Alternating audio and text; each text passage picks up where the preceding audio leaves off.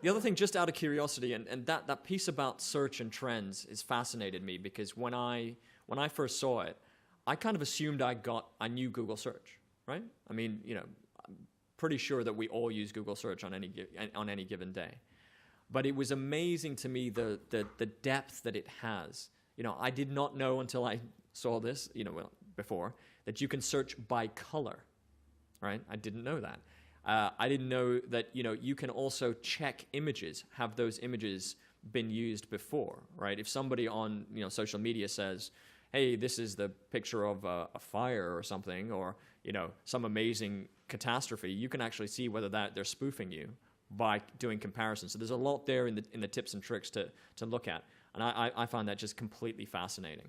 And the trend stuff just blows your mind. As you saw, as Lawrence was talking with this story, the Wall Street Journal wrote an article about how people were really hungry for this story based on trends. And again, for me, that's a new form of digital storytelling.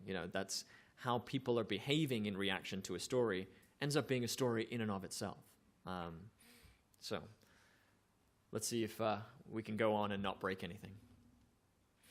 So before I was at the BBC, I was on the startup team for Associated Press Television and ended up spending some time as Asian editor. And one of the things that the television news agency would always do is the staple of it was if a disaster happens, flood, volcano, fire, earthquake, revolution in these days, the news agency would normally be the first people on the ground to try and get some pictures out. That was what we used to do.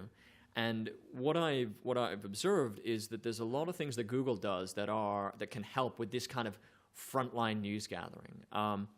So the first element of that is really what we call crisis response. So these are some maps, and because I have a laser pointer, I'm going to play and point. Yay! Sorry, I'm childish that way, but So this is Typhoon Haiyan, known as Typhoon Yolanda in the Philippines.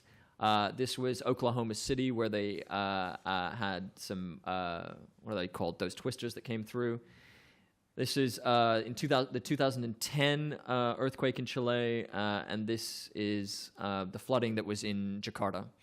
And what crisis response is, and it actually grew organically from within Google, was when something happened in a crisis, people at Google said, well, how can we help?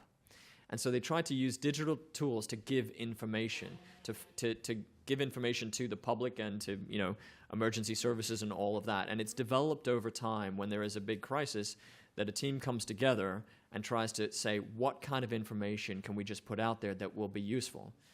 And if you think about what a news organization does, I used to joke when I was at the BBC that it was very simple what we did. Things happen, we find out about it, we tell people. That's basically what I used to say we used to do.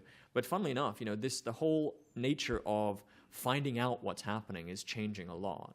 And so the crisis response team and what they do and the information they provide can be very useful to news organizations in that first element of what is happening. Particularly something as complicated as a typhoon or other things like that, where there's lots of different pieces of information going on. The crisis response team provides information that may be useful to you as you build out your news gathering. And then there's another level of news gathering, and again, I'm going to play with the laser pointer. I don't know if you recognize this or recognize this story, but this was the hostage crisis in Algeria, in the oil refinery last year. And that was in the middle of nowhere, Algeria. And Algeria is a country that doesn't get a whole lot of coverage to start with. So, covering this story or even telling this story is incredibly difficult. I happen to hear that the closest journalist was 3 hours away, coincidentally, doing a nature documentary. So, and she was the first journalist on the scene, sometime after the fact. But when this story breaks, the classic thing you need to think about is, how am I going to tell that story? Yes, on television, you need something visual to it. And so again, through Google Earth, they were, in this case, I think down there, we have CNN, and I think there's a Wall Street Journal, but we have the news organizations using Google Earth to tell the story, to add layers of information that they wouldn't be able to get, aside from, hey, there's an oil refinery that's had a hostage crisis. They're able to, show where it is. They're able to put it on a map. They're able to put it in context. And again, using that digital storytelling and this new information to tell stories in a much more different way. In the olden days, to cover that story, you wouldn't have seen anything, for days. And now we have access to this information right now that's able to do it. And I find that personally fascinating, coming from a news gathering background. And then another level of this storytelling is, and this is, now I think relatively common one. I'm assuming that everybody in this audience has either done or seen things like this, but using maps to tell stories in deeper ways. This is Berliner Morgenpost, who did very simple. I think people do this all the time now. They use the map, and it's a German election, and they're just showing, where different constituencies are based on the map. I find this really interesting because I believe that, elections are really interesting things, but in most Western countries, turnout is quite low and dropping. And I think it's a challenge that news organizations have to try and tell stories about elections, about why they're important. Because I believe an informed electorate is actually a good thing for society overall. And so the challenges that news organizations face trying to make elections, which can be quite boring to some people, interesting, I think digital storytelling can help. Because on one level, if you see a map, there's almost a human instinct to just kind of go, where am I on that map? Where's my house? And all of a sudden you just have a little bit more of a connection to a story that you may not have. The big political junkies would love it and go into depth. But these are also ways of telling stories that connect with people. And I think that's what news organizations do. And as I said, I think this digital storytelling allows you to do that in more creative ways. And this is another example from a Swedish paper, and if there's anybody Swedish in the audience, I apologize for my pronunciation that I'm about to try. Svenska Dagblad. And what they did, I find, this is really interesting. Very simply, in the newspaper, they asked their readers to go to a link and to put in their postcode, anonymized, and say what interest rate they were getting on their home loan. And then they mapped it, as you can see.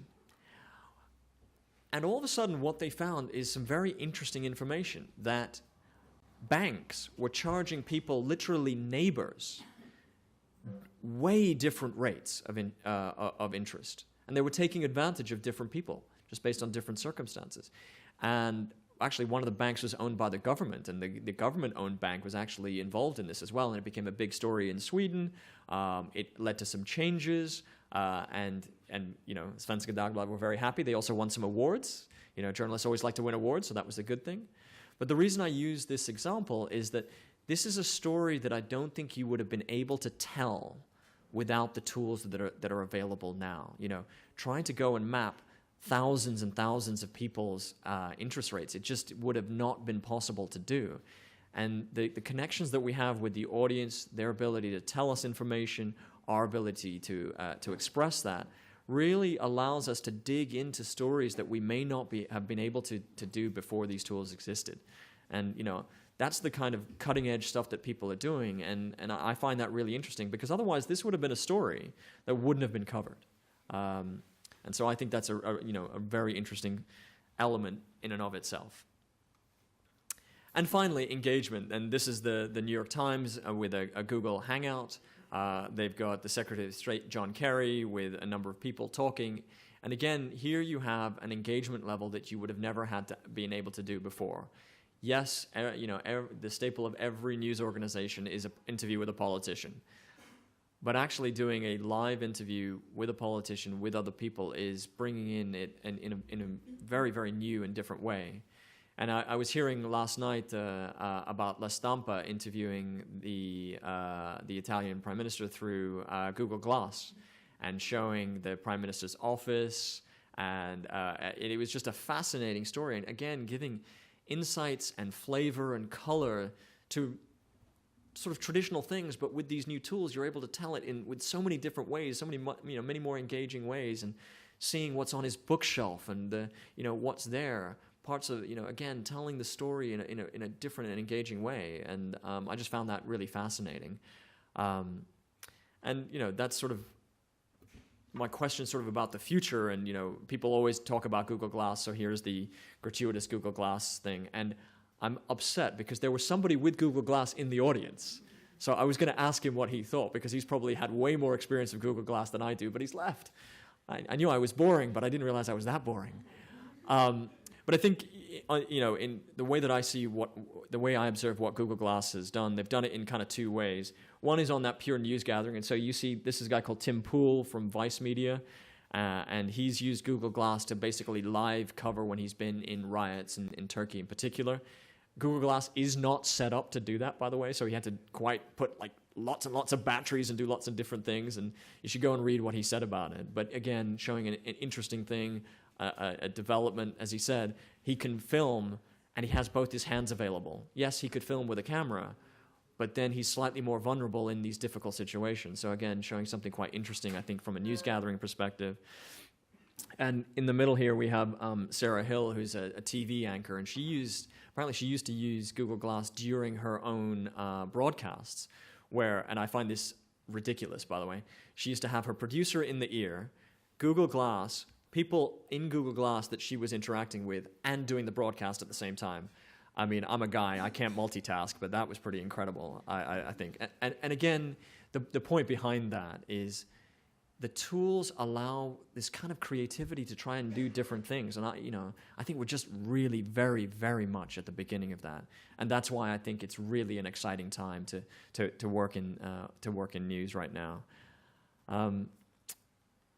So with that, we're happy. Excellent. We have about 5 or 10 minutes for questions. As I said, these are some links here to some of the information. That's the Media Tools one. That's the Publisher Help Center that Laurence talked about. And I was told you should always, if you're wait before you take the pictures, wait for the next bit, and you'll see why. I was always told that if you do a presentation, you should always have either a picture of an animal or a baby to make the audience like you. So that's a picture of my daughters.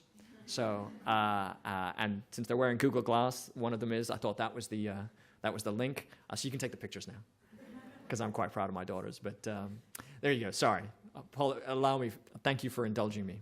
And thank you for listening to us. We're going to be around, but we're happy to take questions on Google News, Google Media Tools, or anything else. Thank you very much.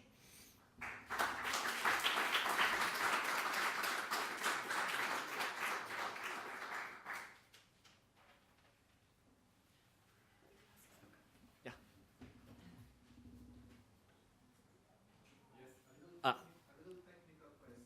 I was reading that there is a tag that you can use to communicate that there is breaking news, so that it can be displayed in the search result page.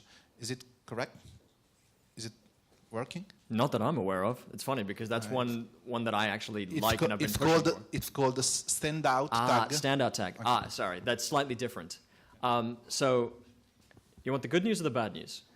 I'm a news guy. I'm a news guy. I'm going to start with the bad news. The bad news is we haven't launched Standout outside the US. Right. The good news is we really, really, really want to. So stay tuned. I think, so just to explain, Standout is a tag that they use on the US edition right now. And the point behind Standout is it's about doing two things. One is it allows a news publisher to say, this is content that I'm particularly proud of. So it is the thing, in the typical, whether it's the 8 o'clock morning meeting, the 4 p.m. afternoon meeting, it's the one story that you go, this is the one we've invested a lot of effort in. That's the point behind Standout. But there's a second part to Standout as well, which is also to acknowledge that actually other people outside of your own news organization do great news. And part of the news ecosystem is people following up on stories that somebody has broken. So part of what they do with Standout is that you can also give credit as well as take credit. And we're trying to sort of improve the ecosystem. I think that news organizations can be a little shy in giving other news organizations credit. I worked on a project at the BBC to try to get us to link out to sites, and I always thought it was kind of a CMS problem, right? And once we fix the CMS that allow us to do this, then we would be linking out lots more. There was definite cultural issues about giving people credit. So Standout is available in the US. We want to bring it to other countries. We haven't brought it there yet. We're just, there's a good news, bad news. They always start with stuff in the States. The good news about that is that, they generally work it out and then they bring it over here. We launched Play Newsstand in Italy a couple of weeks ago, which has taken quite a while because we kind of worked out some of the kinks in some of the English language countries. So there's always a bit of a delay, sadly, between something that we do in the States and something that we bring internationally. But I hope that we'll have Standout here soon. Sorry, there was a... Yes, I would be interested in how you want to expand these 65,000 news agencies or sites that you have on your index. I mean, do you just take any news site that applies, regardless whether they are small or really big, or how does this process work that you, what are you interested in actually? Yeah, so we're interested in having more sites in our index based on if that news organization wants to be in there. We don't take a view on whether we want big or small or anything like that. What we do when somebody applies to the index is we have a couple of criteria to just check they are actually a news site. And you would be surprised how many people want to be in the Google News Index that really aren't news sites. And we want them to be legitimate news sites. We don't want them to be review sites or spam sites or other stuff like that. So actually we end up rejecting on very simple criteria that are public, which you can see on the Help Center, quite a lot of the people that apply for us. But again, for us, our view is it's not as though we're going out there and going, please join our index. If it's right for you, please join our index.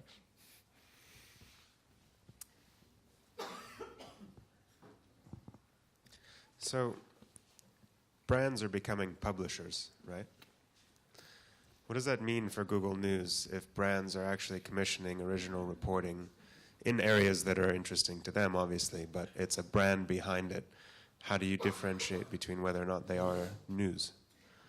That's a great question, and I think this is one of the challenges that we all face, because I think it also, broader than that, you get into the discussion around native advertising as well, I think, which is connected. So I think from our perspective, we do have these public criteria about what is news, and I think that there's no simple answer, right? Because on one day, it's not, for me, it's not just brands, it's also NGOs as well. I think people like Human Rights Watch are doing fantastic stuff. Then on a completely other level, I'm a Liverpool fan, of the English Premier League team. And the best source of news for Liverpool pretty much comes from liverpoolfc.tv, right? Which is a brand. And yet they have a very good news site and doing really good stuff. So I think, yeah, please. On that, yeah, we do have criteria, and well, we're trying to be fair. It's not perfect, obviously, but there is something that we call self-promotion. If it's an entity that is making money and promoting their activity, we call that self-promotion. And if the website is only about self-promotion, it doesn't get in. That's the idea. If it's an NGO, if it's for sport, that's in the middle. But if it's an NGO, it gets in. That's the idea. Yeah.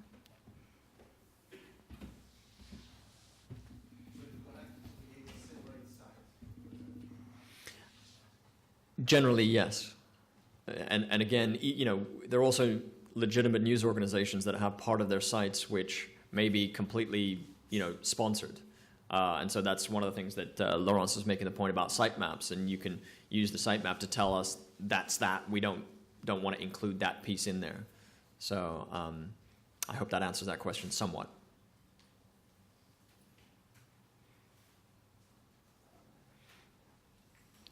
Any more questions? You just all want to get out into the lovely weather? Anyhow, we are around. Those are the sites. Those are our emails. Feel free to get in touch, and thank you again. Thank you very much.